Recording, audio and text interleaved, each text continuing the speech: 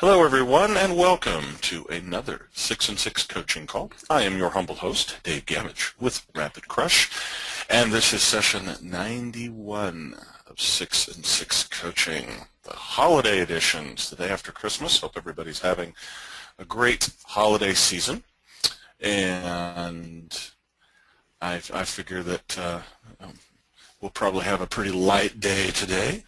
But that doesn't mean that we don't have an incredible presenter for you today. This is one of my favorite guys, and he and I go back to, probably before, I think it was 2009 when I met you, John, in person at the first Earn 1K a day. I think you're right. That was a long time ago in internet marketing time. Yeah, it sure was, right. But, it's my pleasure to have you here. I appreciate you coming on. And, John, today is going to talk to us about the perfect business. I haven't seen this presentation before yet, so I'm kind of excited to see what you have in store. So I give you Mr. John Rhodes. Take it away, John. Thanks, Dave. Yeah, in fact, no one has ever seen this. In fact, no one's ever even seen pieces of this. And, in fact, on top of that, I haven't even talked about this stuff before. I only have notes. I've been doing a crazy amount of research over the last several years. I've been collecting notes together, looking for the elusive perfect business. What is it?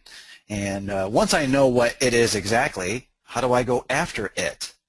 And I realized a bunch of stuff going through this, doing this exercise. There probably isn't, truthfully, one single perfect business, but if we take it apart, if we tear it apart, if we decompose the idea of the perfect business and we make it very practical, we can take these pieces, almost like I like to use the Lego analogy. I have a young boy, a son, and we play Legos a lot, and we take something that might have been the Death Star, or maybe it was a snow speeder in the Star Wars universe, and suddenly we're making some sort of boat, or we're making some sort of castle out of those pieces. So if you know what the pieces are, and you can think about those pieces as coming together with a blueprint, or with patterns or systems, or you can look at what works best, what has integrity, structural integrity that is.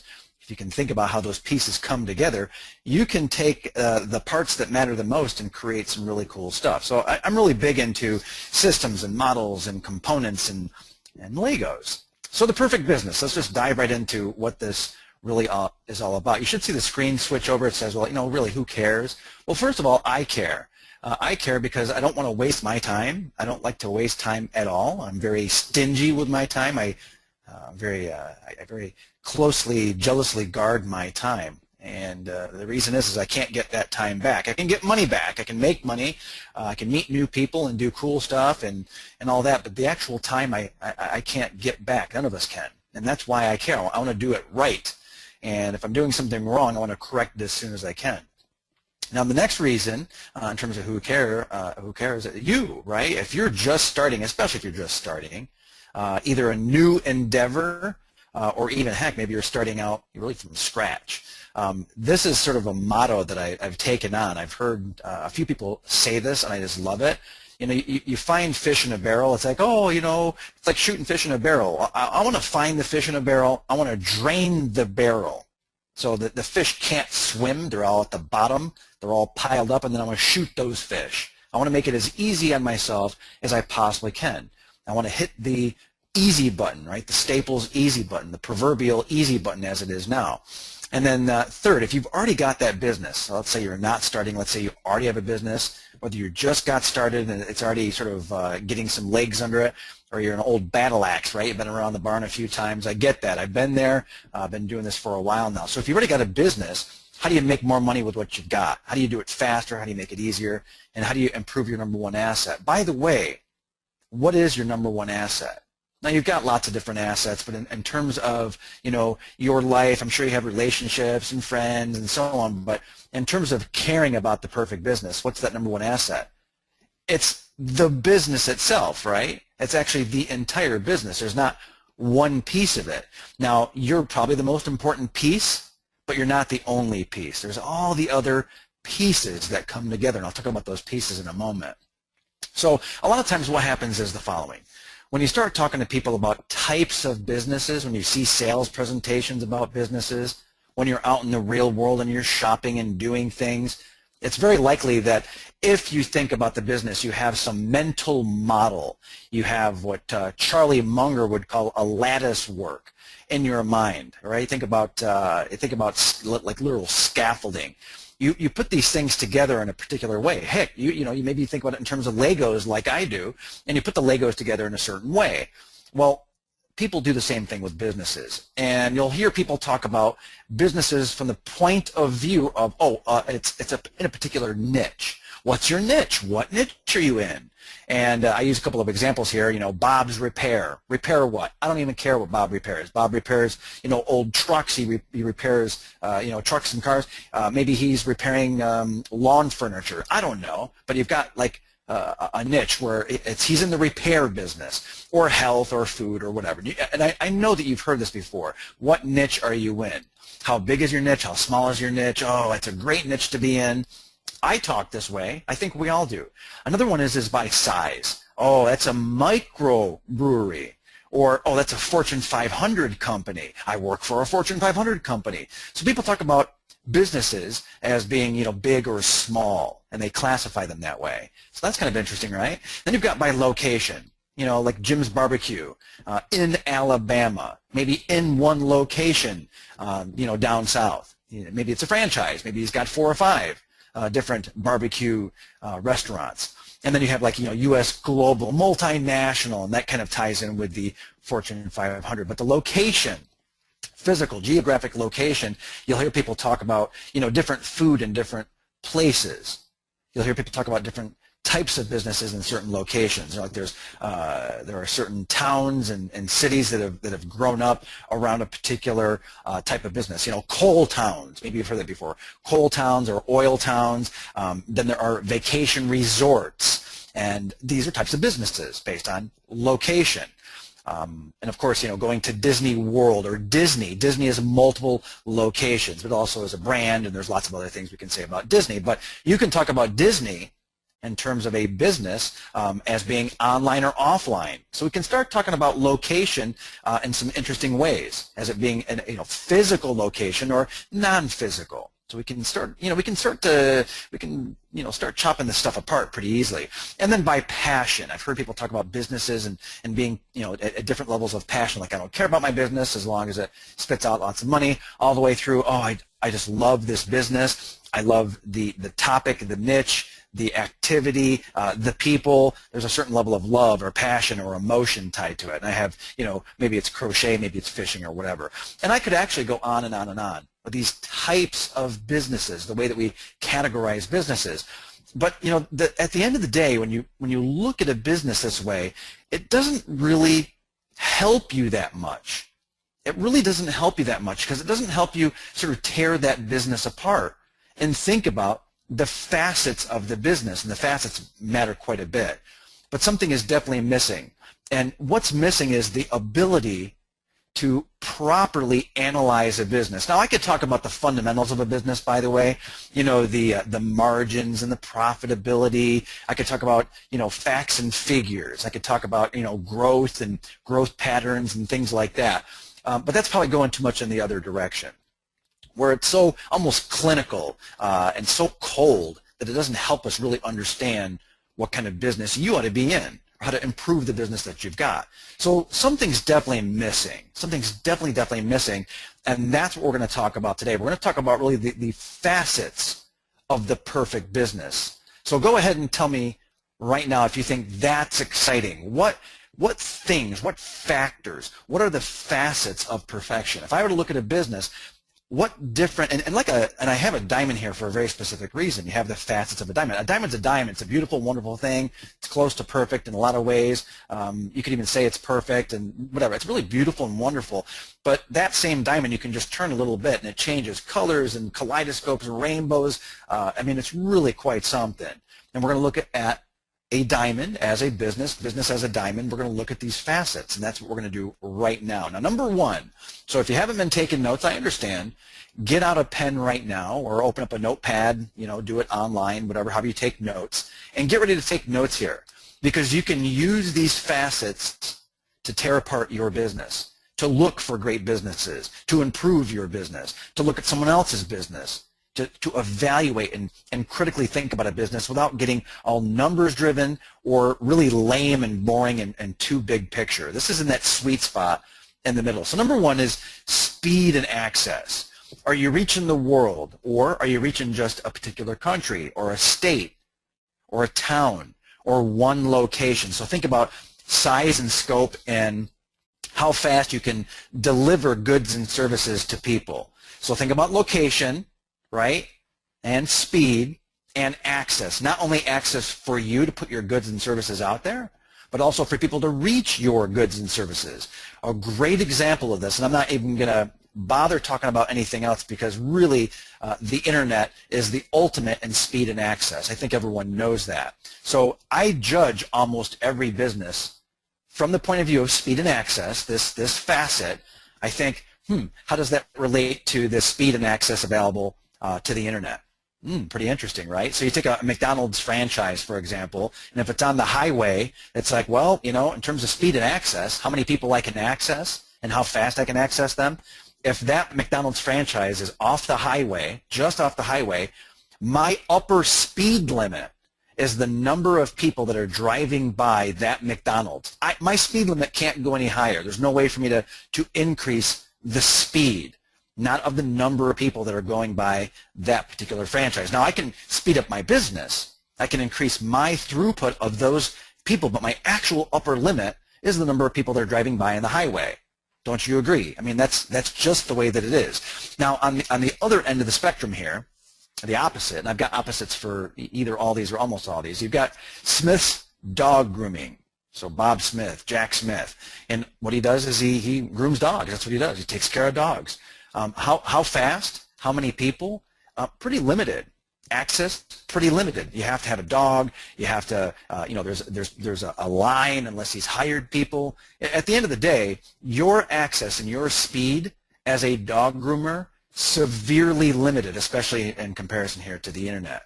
I hope you get the difference between speed and access as it relates to the internet for yourself and for other people, but also on the other side of the fence here, Smith's Dog Grooming, something where you're providing this service hands-on and you have some expertise with it. Clear? Okay, cool. So number two, stability and predictability. Humans do not like instability, and they love predictability. They love things that are stable and predictable. And guess what kinds of businesses provide that? Guess what facet of businesses provide that? Subscriptions, continuity, memberships. There's a reason why people love business sellers, business owners, love subscriptions, continuity, memberships, because you're a toll booth and it provides stability, predictability. Think about like a Netflix. So we use the Netflix example as, oh, okay, that makes a lot of sense. You have revenue coming in again and again and again and again, right? Gas station.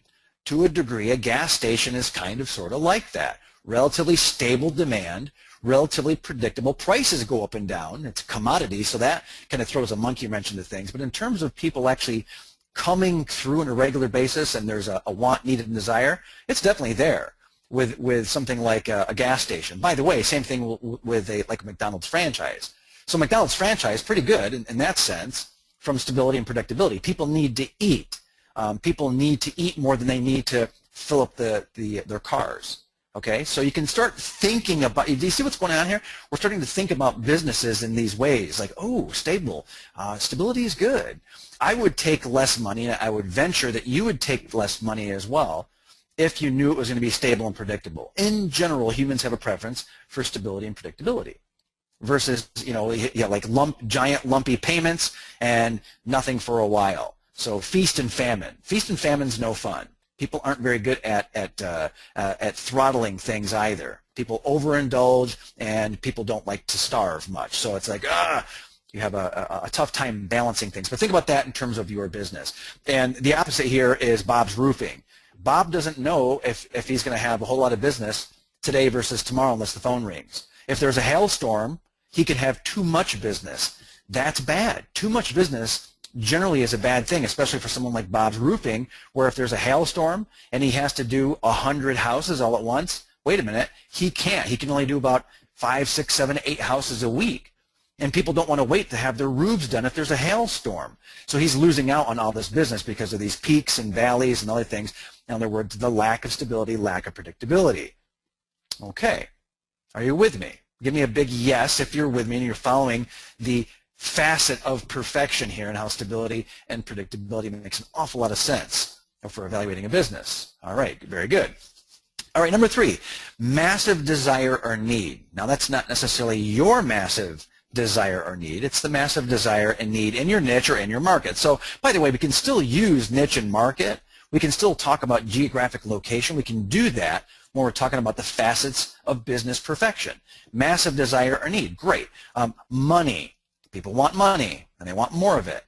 They want great relationships with their daughters, their husbands, with their friends, with the community. They want to be part of something bigger. Relationships is a big deal. We already talked about food, also shelter and clothing. No one wants to be cold and starving. No one wants to be left out in the rain, right? No one likes that. That's why there are umbrellas. We've got health and fitness as well. Okay, health, fitness, anything to do with your body, and really like living longer, feeling better while you're alive, preventing death, extending your life how much longer, having a fulfilling life. So you don't have things. And by the way, there's the improvement of what you've got, and there's the removal of pain. So there's the pain and pleasure part of health and fitness. Really, all of these: money, relationships, food, shelter, clothing. But for health and fitness especially, removing pain is generally better than providing some sort of benefit. So in other words, people are much more likely to buy, use, want, need, desire a fat loss pill than they are to go buy, let's say, a Nordic track or to buy free weights. I mean, it all sounds nice, all well and good to go buy an exercise bike, but at the end of the day, most people would ultimately buy the fat loss pills, and continuously, by the way. Speaking of fat loss pills, or fat reduction, or energy increase types of pills, because you're always tired, you can't get enough energy. These things are great because people go back to them again and again. There's some continuity. There's some predictability.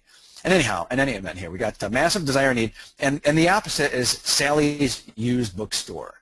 Not really massive desire. It's probably, Sally's used books is probably in some, single location. Maybe there's a franchise that she has multiple used bookstores or used boots. Sorry. But whether it's books or boots doesn't really matter actually here. But used boots. I mean, who really wants, needs, desires used boots? Books, a lot of people, I love used books. But boots, forget it. There's not this crazy massive need or desire. So think about that. Add that to your list here. Number 4, lock in, hard to leave. And I love using the the electric company, or you get your water bill, you just sort of pay it. I would say your credit card, but that's not quite the same. I mean, it is if you have a balance and you can't pay the balance off for whatever reason, or you refuse to pay the balance off because you just keep revolving the credit. Lots of different reasons for that, right? Electricity, water. Here we have cell phone, and we've got cable TV as well as more examples. Like just very continuity based. In many cases, lock in and hard to leave is tied to continuity. Not always, but very often it is. And the opposite would be something like a Jim's Honda, like a used car lot, heck, even a new car salesman or a new car store. Not much lock-in. You can go from one Honda to the next Honda to the next Honda, especially if you're in a metro area, or you say, I don't really need a Honda per se, nothing specifically about a Honda, when I can go get, let's say, a Toyota. I can go, let's say you're looking for minivans and you want a non-American, for whatever reason, you want a non-American type of minivan. You can go from a Honda to a Toyota pretty easily. Okay, so there's not an awful lot of loyalty. Sometimes there is. For some people, there's crazy loyalty, but in general, it's like, So Jim's Honda is a good example of pretty, not terrible. There's not crazy lock-in there, and it's also pretty easy to leave as well. So electricity, water, cell phone, cable TV, in contrast to Jim's Honda. Pretty interesting.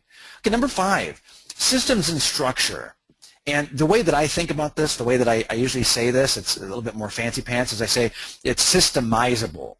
It's systemizable. You have something that you can pretty easily take and convert or turn into a system, or you can otherwise structure in some really smart way, where it's like, well, I've got this big pile of stuff. If only I could arrange it, 1, 2, 3, or I do ABC or paint by numbers. If I can do something like that, then I've got the structure that I need. So I've got systems and structure. It's repeatable, not only by you, but by people that you might bring in to your business, people you would outsource to, people you would hire onto your team, a virtual assistant perhaps. Very easy to train. You want the training to be like monkey simple, caveman simple. Can you make a system, can you develop a system that you could hand over to pretty much anyone else with very easy training? Is the training simple, or is it like, oh, this is going to take like 3 months to get, I need to replicate myself somehow, exactly replicate myself, and the training of that is going to take me 3 months to do. I'm irreplaceable. That's a problem. That means you're in a business where there's expertise that's not systemizable, that's very difficult to structure, that requires almost like an apprenticeship. That makes your business a tougher business. Lots of things I could be saying about this, but I think you know exactly where I'm going here. Another way to think about this is the business, or can the business be software enabled? Can you use software to eliminate certain work that you're doing? Can you use software to eliminate some of the work that you're doing? Can you use software to replace thinking? Can you use software to augment your thinking? So you don't necessarily have to get rid of a person or get rid of yourself. Can you get software that allows you to do things? And it could be anything from, it might be some custom software that you write, or software that you pull off the shelf and it works great for you. Okay, an example of that might be Photoshop. Well, you might be a great artist, okay? You might be a great artist, but if you want to use systems and structure and you want to use software, simple. You bring in Photoshop. That's one of the tools you can bring in, and your business can go from being, maybe you do oil paints. You can go from oil paints to using Photoshop to do virtual oil painting, depending on what your business is. Like, these things get very interesting very fast.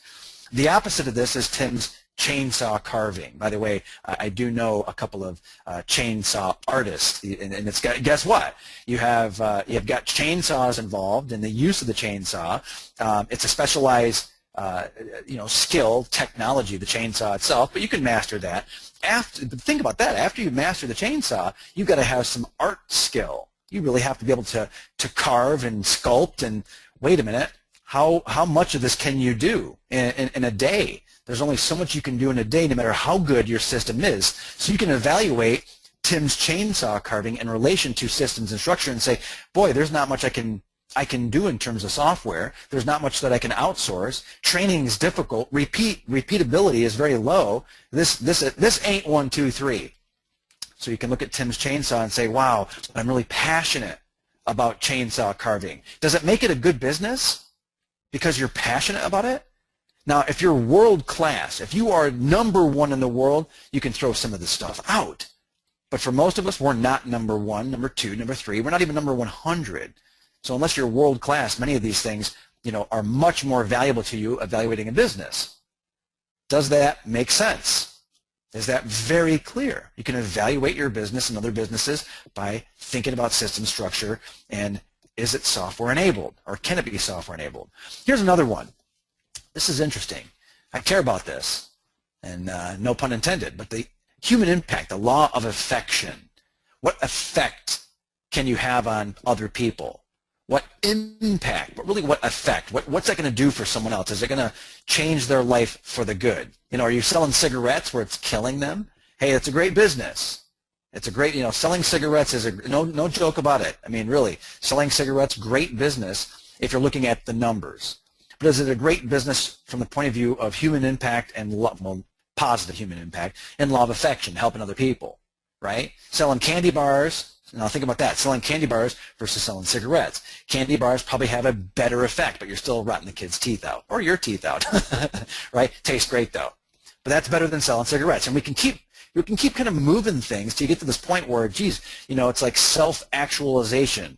Maslow's hierarchy. You're helping people really realize their dreams, their hopes, right?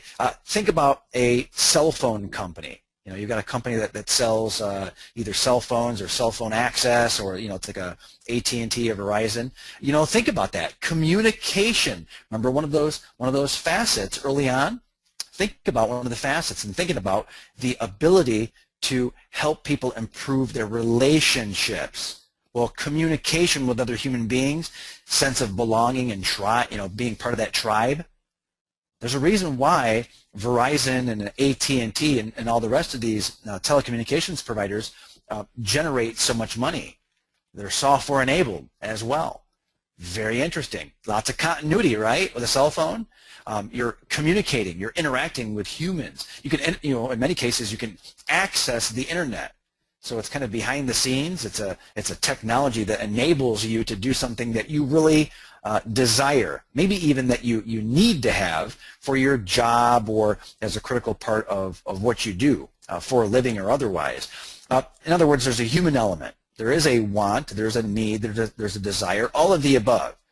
The more of that, the better. The more that human emotions are involved in the type of business, but still sticking with the other facets. Now, if it's just a feel-good business where you sit down and talk to people and make them feel better, that only goes so far, right? That only goes so far. And maybe think about a psychiatrist or a psychologist. They can, they're going to have massive impact. They're going to really be able to help other people or help people work through things. But there's only one of them. Their practice can only get so big. They can only replicate themselves so much. They can only work so hard. So think about that. Versus an app. Think about an app versus an actual psychologist. How about an app that interacts with someone and asks some questions and helps people through maybe some depressing times? Maybe there's an app that helps people with meditation. Think about the impact there on other people. Calm, serenity, easygoing, better, lower blood pressure, and so on, versus the psychologist selling, basically trading his time for money. You feeling this? Are you getting this? The opposite, of course, would be something like Steve's flooring. Flooring's flooring. It's a commodity. Yeah, people want it. Do they need it? In many cases, no. They don't need new flooring. They want it. You're kind of tapping into a different. You're tapping into a desire there. It's not really a need. There's some want there. If something happens to the floor, it gets damaged or ruined in some way, fine. But it's mostly a desire you're tapping into. Very powerful, very good business from that perspective. But it doesn't tap into the full want, need, and desire. And does it really have an impact on other people? It is a commodity. It is a commodity. Flooring is a commodity, unlike, let's say, a piece of art. So Tim's chainsaw carving, right? Tim's chainsaw carving, that really, you might be really tapping into a very strong desire, and maybe some wants, but not, again, same thing. You're not really tapping into needs very much as a chainsaw artist. Emotional connection, yes, but a need, no. Same kind of thing with Steve's flooring. And again, what we're trying to do is we're trying to find businesses and think about businesses that are very strong and ones that are weaker. Okay, number 7, time independence, or being time independent. The system does the work, the software does the work. You can build the asset. You can build your business or parts of your business and enjoy it forever. Another thing is that others have the capability and the desire to sell for you. Now, the opposite of this would be something, and we talked about used boots earlier. Well, here's the book. That was on my brain here. Jane's book editing. Jane's book editing. So Jane has to put in the time. She's trading time for money. There might be some software that would help her. There might be some sort of human impact, where she's helping someone else, or maybe the book is about something that might change people's lives. But really, as a freelancer in this case, the system's not really doing much of the work. The software is not, doing too much. It does require a certain type of specialized knowledge, which is good in its own way. And she's not doing this once and enjoying it forever.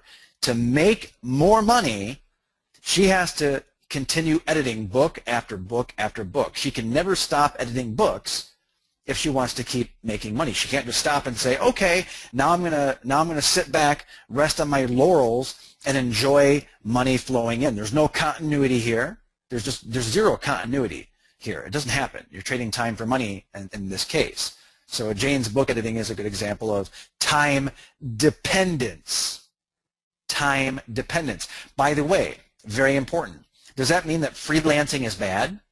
Does it mean just because you can't be time independent and that there's no continuity and that there's very little software that's going to help you or you can't systematize, does it mean it's bad? No. It just means that you're a little bit further or maybe even a lot further away from the perfect business. It's on a curve. Do you understand? Your business or businesses that you look at are on a curve of perfection. So freelancing is a great idea if you're looking short term, trying to generate money right now that you can then reinvest and build in a better business. But freelancing for the rest of your life may or may not be what you want to do. What you probably want to do is use freelancing as a stepping stone to building a more stable and predictable business with more continuity that is software enabled, where it allows you time independence. Do you see? Are you I mean, really, are you feeling this? Are you getting a sense of businesses out there that are really awesome or more awesome along the curve and ones that are a little bit tougher and that don't make as much sense? All right. Number 8, scale and reach. Now this is similar to others that we've seen. We've talked about independence, time independence. Well, this is in a way geographic independence, right? This means you travel through space and time at the same time, right? You get scale and reach, where you're able to duplicate yourself, clone yourself, and I could go on and on about what scale and reach means. I like to use the example here as well as the internet. Easy to scale, so easy to scale, so easy to reach people, but also other types of businesses that allow you scale and reach outside the internet, right? It's not all about the internet, although I would say that it is in its own way. If you want to duplicate or clone yourself, you can burn one DVD after another, or one CD after another. I mean, back in the day, DVDs, CDs, man, ultimate business. You would do an audio once. You would shoot a video once, and then you could just burn DVD or CD after CD after CD after CD and make money on that asset that you created once.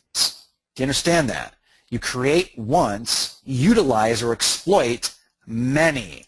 That's what scale is really all about. That's what reach is about. That's what leverage is, where you create once and utilize again and again and again. MP3s are like that as well in terms of file types or technology type, but also inventions. If you're an inventor, you only have to invent once to get insanely rich. If you invent the right thing, you can get rich. If you write or create the right ebook, same thing. You do it right, just once. You get a great ebook out there, man, you can just do really well for yourself. Heck, you can make tens of thousands of dollars with 15 books, 12 books, 3 books, 1 book every single month. You can do extremely well with PDFs that you create. And the reason isn't the PDF per se, because imagine creating the PDF, one PDF after another PDF after another PDF. The magic here, in terms of the facet of perfection, is scale and reach, not the PDF. You have to let that one sink in. Really let that sink in, what scale and reach is providing to you as a facet of perfection in a business, right? There's obviously the content, but the content taps into what? The content itself of the PDF, using it as an example, taps into a want, need, or desire. Okay, so these are the facets coming together in really smart ways. And then here's the opposite again. I like to use, I'm picking on Tim again, Tim's chainsaw carving, right? No scale, no reach. Not really. Not unless you're talking about pictures of the chainsaw carvings. If you take a picture of something, photos, images, and whatnot, not bad. But in this case of literally carving out, bald eagles and grizzly bears and benches and who knows whatever else with Tim's chainsaw carving, right? One of those. All right. Number 9, moat. This brings a bunch of these together, not all of them, but it brings a bunch of them together. You want a moat around your business. This is a Warren Buffettism, as in Berkshire Hathaway, right? Warren Buffett, probably know the name. A moat around your business means that it's hard to duplicate or copy the value that you provide. That's what it really means. Not necessarily, your business, but really the value that you and or your business provides. It's about the value you provide in the market. Many people miss that. They say, oh, my business has a moat around it. Well, what does that really mean? It's that you provide enormous value and other people have a very difficult time copying your value. And this goes back to what I just said a moment ago about selling your content as part of a video series or a PDF. Right? It's very difficult to copy your value if your value is unique. People can copy your PDF, but that's what security is for. So interesting, again, how the facets come together. Hard to enter the business. It's actually a good thing. I could have turned this into a pop quiz and said, hey, do you want your business to do you want the business that you're going to go into to be easy to get into or hard to get into? And the contrarian answer is, oh, well, I want to get into a business that's very difficult to enter. And the reason is that once you enter, you know that the door slams shut behind you and it's so difficult to get in. In fact, it's almost like the more difficult it is to get into your business, the better, because it shuts out so many people. This is like barriers to entry, competitive strength. Just getting in. If you can get through and you can get that business set up, and if your value is unique, people can't copy it, and your unique skills make it difficult to compete, you are building a moat around your business. And now you're filling it with hot boiling oil and deadly killer alligators. You want to make that moat as big as you can and as deadly as you can. You want it to be difficult. And in fact, if you could do it, ideally, it would be easy to get in the business, and then instantly, you flick a switch, instantly super easy to build this moat around the business. But that's not really how it works in niches and markets, and it's rarely how it works with a business. You develop a moat over some period of time. And the faster you can build the moat, or the faster you can make it over the hurdle or over the moat around the entire industry, the better off that you are. And you're looking for your own unique skills and abilities or parts of your team that allow you to get in and make it very difficult to have other people follow in your footsteps. Now, the irony here, it truly is an irony, is that very often the businesses with the best moats are boring, dull, and they're not very sexy. Very often. These are businesses like, garbage businesses. Like, geez, garbage man. I don't want to be a garbage man. Being in the waste removal business is extremely lucrative because people don't want to haul away trash. No one likes to handle trash. Trash is garbage. People don't like garbage. That's why they threw it away in the first place. But it's extremely lucrative for many of the, not all, definitely not all, but many of the reasons that we've talked about.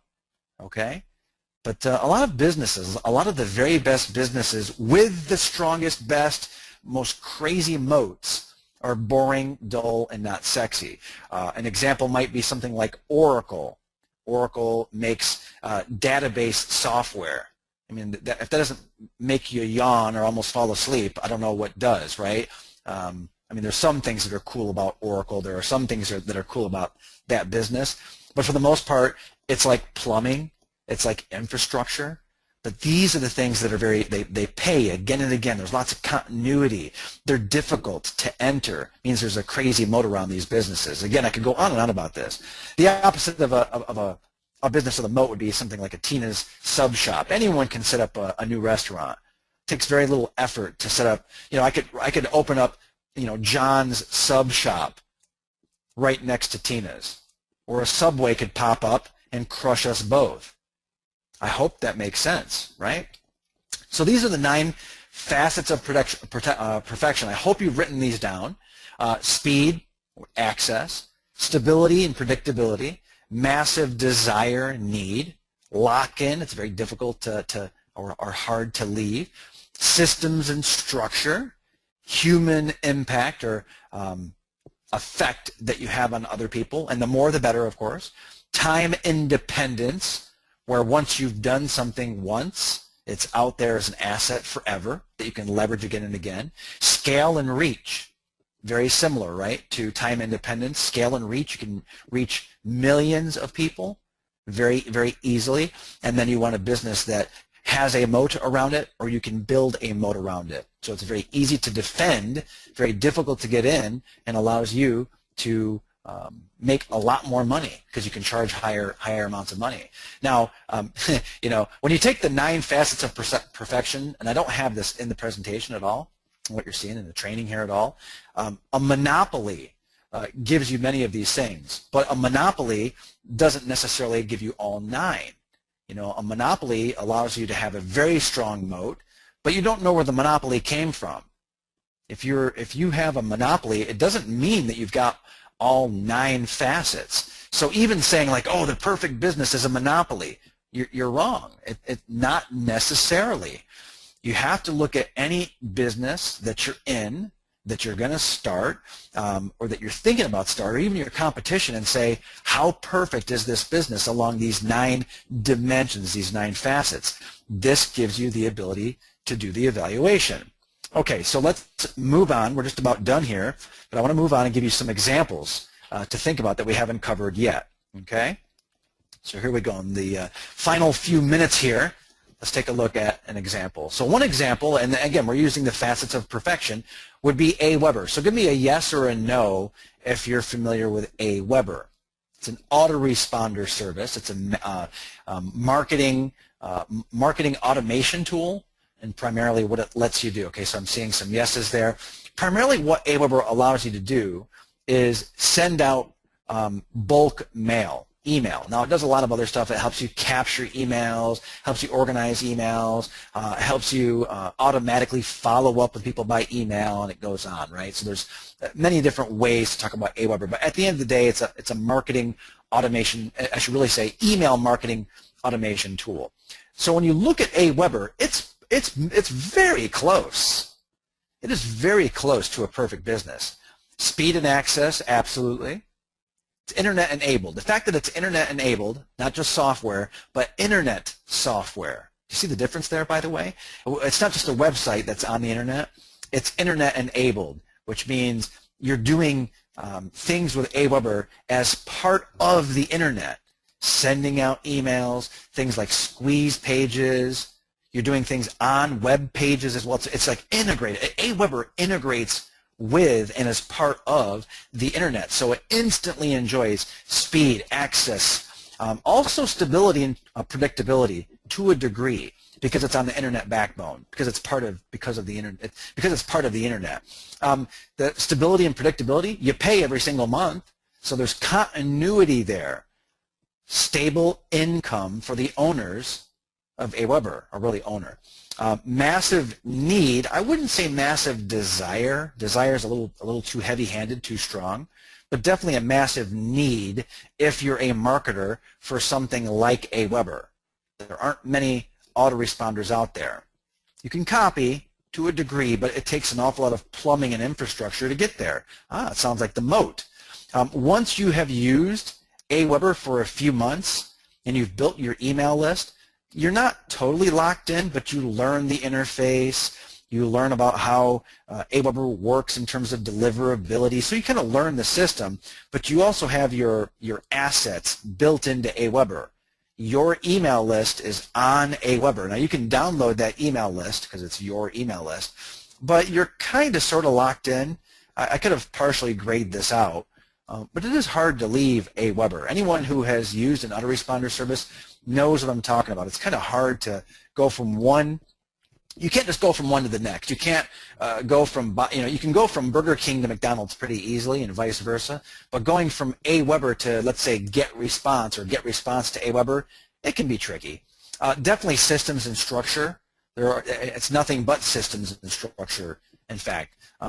Speaking of the boring, I mentioned Moat just a moment ago, but it's kind of boring. An autoresponder isn't very sexy. It's really not very sexy at all, but it's extremely lucrative.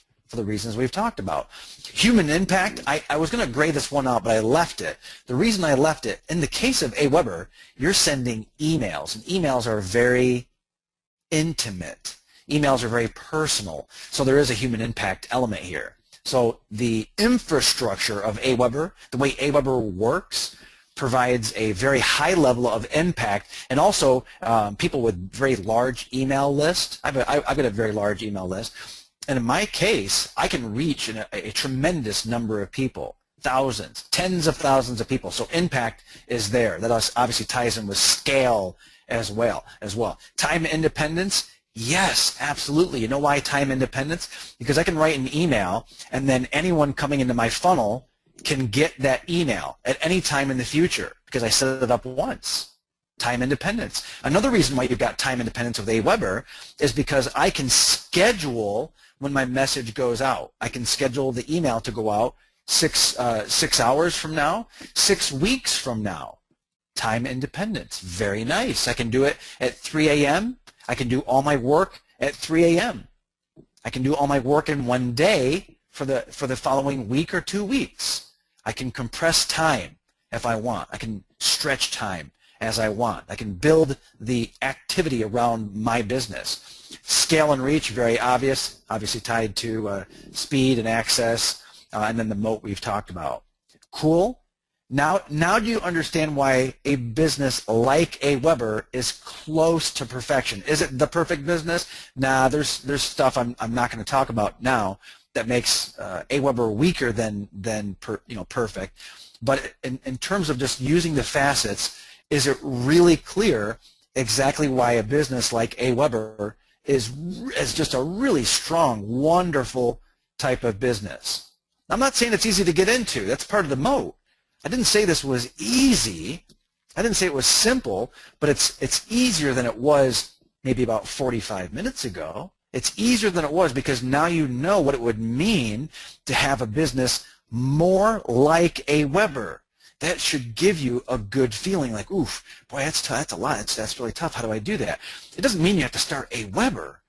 What it means is you go, I really get that time independence thing. I get that. Right? So let's say right now you're an author. Let's say you're a writer. Let's say you're an article writer for other people. You could do the following. You could say, well, rather than being a writer, a ghostwriter for other people, I could write my own books. When I write my own books, I can put my books on Amazon, and then my book can sell day after day. Day in, day out, Amazon gives me traffic for free. Do you see the difference? In one case, I'm freelancing. I do it once and it's gone forever. I get paid once for my time. In the second case, I create an asset. I put it in a network. I take my work and put it into a framework, a system where other people are selling, Amazon, selling it for me. I'm getting leverage. I'm getting scale and reach. There's lock-in with Amazon. People are locked into Amazon. I'm piggybacking on Amazon. I'm piggybacking on their systems and structure. Human impact, maybe a little bit of a difference there because you reach more people. But do you see how you take the same type of work, not the same work, but the same type of work, where you're writing for other people or you're freelancing, and now you're creating something for yourself, and you're building it into stronger frameworks, stronger businesses that are closer to perfection. You can leverage and piggyback other perfect businesses or businesses that are closer to perfection than what you've got now. I really hope you're getting the ahas here. This is a big deal. Gives you the ability to leapfrog over people as well. Example 2, PayPal. I won't spend much time on this one. Speed and access, absolutely. Internet enabled, love the internet. Very stable in terms of how the technology works and people using PayPal. I wouldn't say it's predictable. You don't know that if you were the owner of PayPal, it's like, well, how much money is going to come in today? Don't know. Pretty up and down depending on patterns of spending by other people. It's kind of like the person who owns the gas station or a restaurant. Maybe stable because of the amount of traffic, kind of stable, like people need to eat, they need to put gas in their car. With PayPal, they know that people are going to be buying stuff. They just don't know how much. They don't know when and how much, so the predictability isn't quite there. Massive need. definitely. Massive desire, probably. I'd even say that because of the money component, like, ooh, money, ooh, right? And it gets the greed going, greed gland gets squeezed. You've got lock-in. It's very hard to leave PayPal. It's almost impossible to leave PayPal, in fact. Definitely systems and structure, right? Software enabled, internet enabled. Human impact, sort of. I guess if you're buying on eBay, if you're buying, a Beanie Baby or something, or, a Lou Gehrig card or something, it's like, ooh, I'm going to spend money on eBay. You can have some impact in that way. Or you're buying presents and gifts for other people on eBay using PayPal. There's some human impact. You do have scale. You do have, a number of people that you have an impact on. But, like the actual emotions, not much. Kind of like the guy that hauls trash. Not a lot of emotion there. There's just, if you owned a waste management company, human impact kind of low. Time independence, for the most part. If you owned PayPal, yeah. Scale and reach, no doubt about it. And there's definitely a moat because PayPal enjoys the network effect. The more people that use PayPal, the more valuable PayPal is. The network effect is very powerful. Look into it. So PayPal is a very strong business. Okay, moving along. Being a book publisher, you've got access. Let's pretend that you're working with you're a book publisher. Maybe you're using Amazon. Maybe you're not. You can access a large market. Pretty stable, predictable. There's all kinds of models that they use for that. There are some reasons why it's not stable or predictable as a book publisher. A lot of times you publish books and don't know how well they're going to do. Some of your books are going to be home runs. Some books are going to do really, really, really well. You can publish books for other people as well, not just publish for yourself, but publish for other people. So there's some stability, predictability. There is some modeling. I could have graded those out, probably gotten away with that. There's lots of desire. There's lots of desire for at least certain kinds of books. People like to buy books as gifts. There's lots of desire for books as gifts for other people, gifts at certain certain times of the year. Some books people want to get to solve some critical problem. Maybe it's like a Harley Davidson, 1973 something repair manual, and people want those repair manuals to fix their lovely hogs, right? And not really much in the way of lock-in. There could be systems and structure if you're looking at being a publisher and partnering up with Amazon. Human impact, definitely, you can have. Not always, but you can have. Time independence, write once, publish once, and then collect the royalties forever. Scale and reach, sure, if you're tapped into an Amazon, for sure. Maybe you're more of an author than a publisher. You write the book, you pass it along to a publisher, they distribute it. Places like Walmart, Barnes and Noble, who knows, right? Truck stops, who knows? Is there a moat around your business as a book publisher? No, not really. Not really. Okay?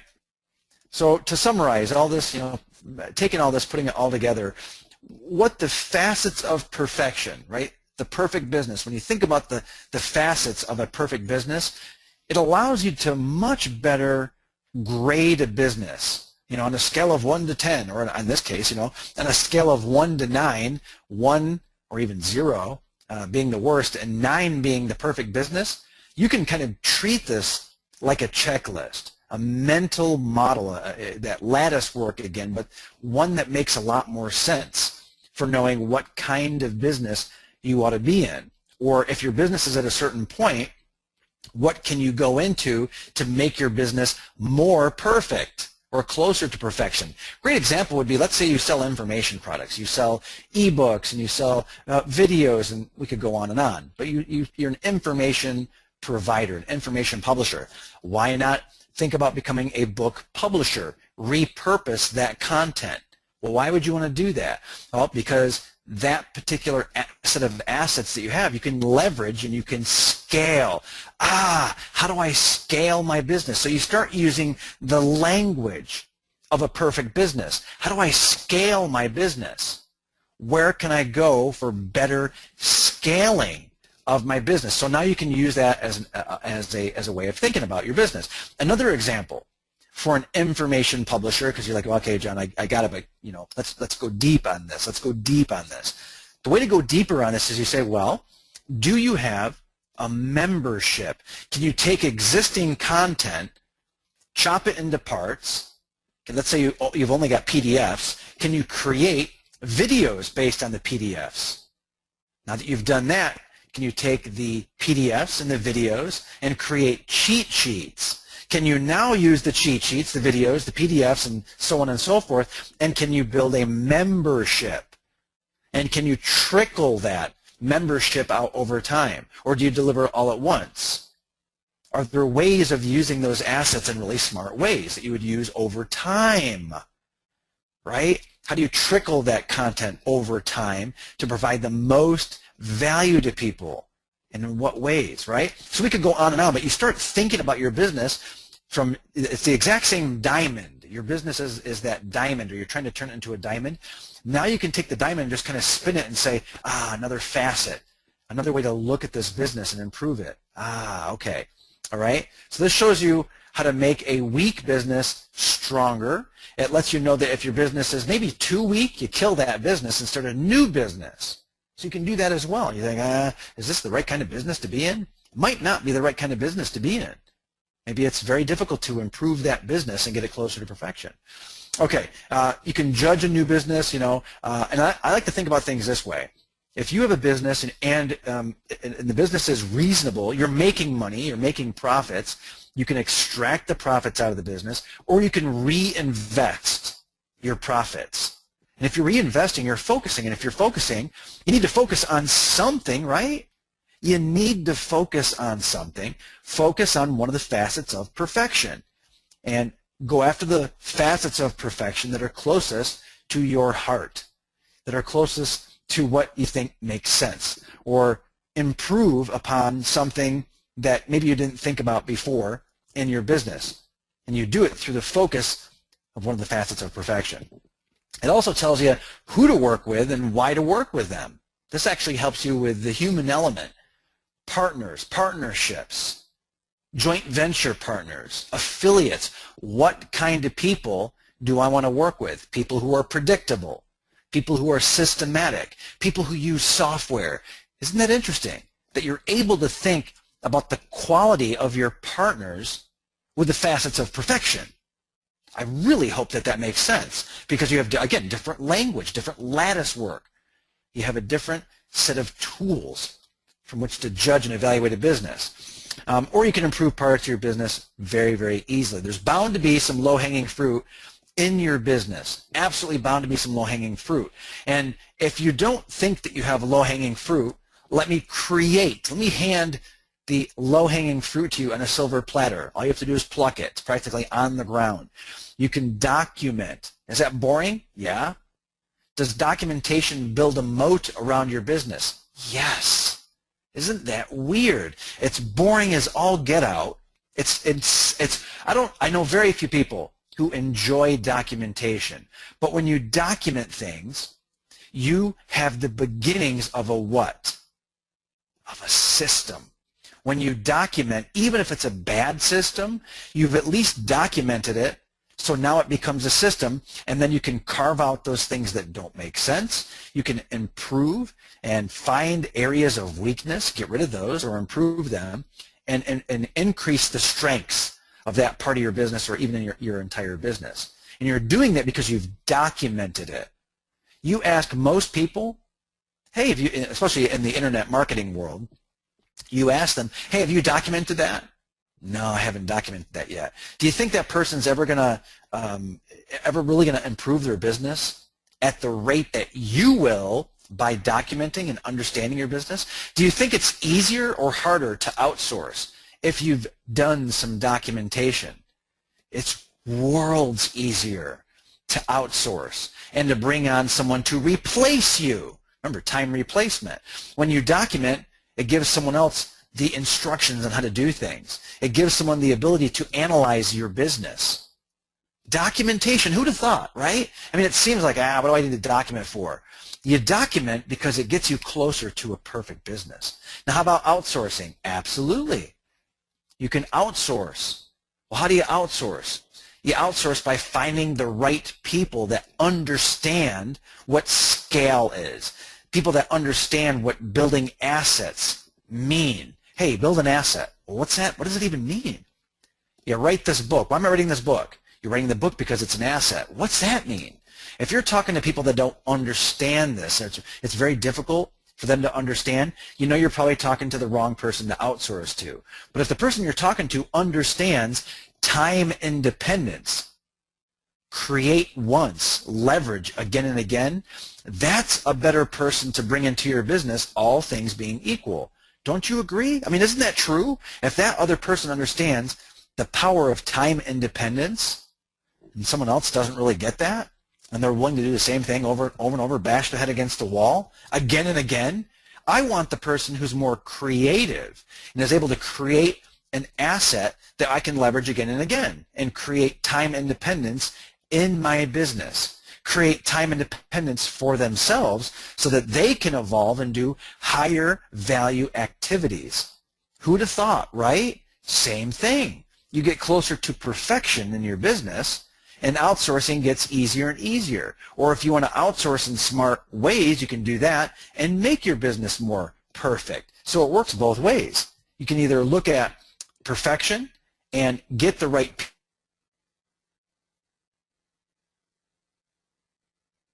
flows both ways. Beautiful thing. And another example, these are all examples, right? This is not everything, not the be-all, end-all. The other example here to improve part of your business is look for where you can use software, things like plugins, things like AWeber, the right kind of autoresponder. We talked about Photoshop as an example area. Hey, you can use Photoshop. If you're an artist, use Photoshop. Or learn to use Photoshop better in smart ways. Or maybe Photoshop, what are they, plugins? There's Photoshop filters, action scripts. So you can take software that exists and make the software even better. You're closer to perfection because you've used software in smart ways to make your business closer to perfect. No business is going to be perfect. But if you these three examples here, if you're going to document, you're going to get closer. If you outsource the smart ways, right? If you bring in the right people, outsourcing is going to get you closer there if you do it right. If you have the right software or get people in, if you document and outsource, you might find that people who have documented parts of your business, maybe they can give you a set of requirements for software, custom software to be built, and then that software to be sold. You might be selling software that runs a business like yours. People ask me that all the time. Well, how can I do this? How can I do that? Well, let's take an example. Could you document that? Is there a system for this? Is there a way of doing that? Did you hire a person for this? Can you bring someone into your business to do these things? Great. Now that you've done those things, those are pretty, that's intense. Could you create software that does these things, parts of these things, one of these things? Because I can guarantee if you're in a really good business, lots of people out there wanting, needing, and desiring what it is that you're doing in your business, in your niche, in your market. We can still use that language. There's a good chance that you can create the software that then will become instrumental in all of their businesses. Does that make sense? You go from being just like them, a commodity type of business, everyone's doing the same thing, to you systematizing. How? I don't know. You could document, use mind maps. Who knows? I don't know how you're going to do it. You document. Then you get the right people in your business, or you pay for it, or you reinvest, either outsource, or you hire people to get stuff done. And now suddenly you have software that you use in your own business, and now you sell the software. And now the software, rather than being sold one time, what do? You turn it into software as a service. Software as a service means continuity. And when you have software as a service and it's continuity, when you have continuity, you have stability. You have regularity. This is a beautiful thing. You get closer to a perfect business.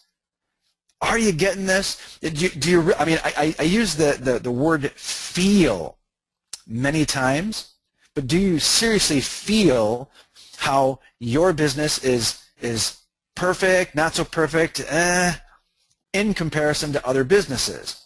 And if your business is you can improve it. If your business is already awesome, you can think about how to make it even, no matter how awesome your business is, it's not perfect. And there's got to be a way that part of your business can be improved some way. And it should make you feel really, really good. I'll tell you this. I look at what I do and how I do it.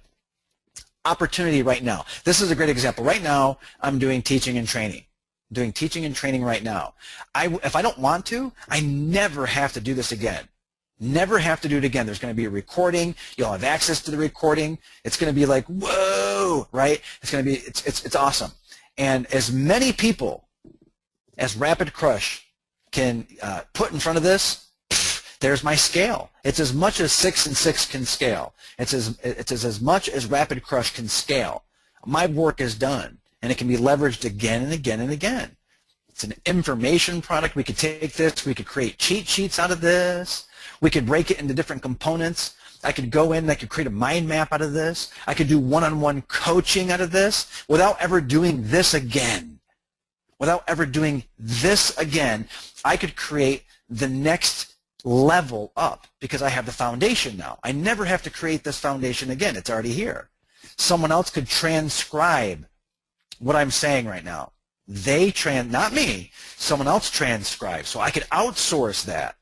So now we've got that. So now we've got the transcription. Now we've got the videos. Now we can chop it into parts. I can easily expand and extend and leverage this business that we could create right here. A business about perfection getting closer to perfection. It's not a business yet, but it could be, right? I could turn this into a coaching thing, a whole coaching training program. No reason why I couldn't do it. And I'm able to think this way because I'm thinking, what would allow me to turn this into a perfect business? Pretty interesting, right? Okay, well, Dave, I'm taking a look here at the clock, and I believe we're right near the top of the hour. Yep, we're a little bit past the top of the hour. It's been a little bit over an hour or so. That's what I've got. That's what I've got for the 6 and 6 training today. The perfect business, and as a very, very brief recap so that you can see it on the screen. I'll drop it on the screen if you didn't write them down very quickly here. There's the 9 facets of perfection. Definitely write them down. And there we go. I want to make sure that folks had that right at the end, Dave. Otherwise, I am all set, sir. Excellent. Well, thank you, John. Thank you. And yeah, we'll get a copy of these slides from you, John, and put them in the members area so people have access to those 9 facets. And that I love the way you just put this kind of material into a way that is just elementary to understand. Explaining systems and explaining this topic, is sometimes can be difficult. But you just do it in a way that it's like, okay, light bulbs come on, and hello, I need to do this, and yeah, I mean, with this simplicity, you move forward in whatever business you're in. So great. Yeah, the one last thing I'll leave you with on the heels of that, Dave, is the following. So there's a mix here of case studies. We talked about specific types of businesses, right? Like here's this type of business, here's that type of business. So we had some case studies built in here, a lot of theory in here. It's not hard to go 1, 2, 3 levels deeper here because you can start saying, well, what does give me speed? What would give me speed? I don't need to answer that for you. I don't need to answer that for anyone. This is something that anyone who wants to do a little bit of homework can just look at the 9 facets and say, what provides more access? It's almost always more. What gives me more stability? What increases predictability? What's going to drive, desire? What drives desire? What things create lock-in? And you've got the case studies now for some quick examples. We looked at the examples at the end as well.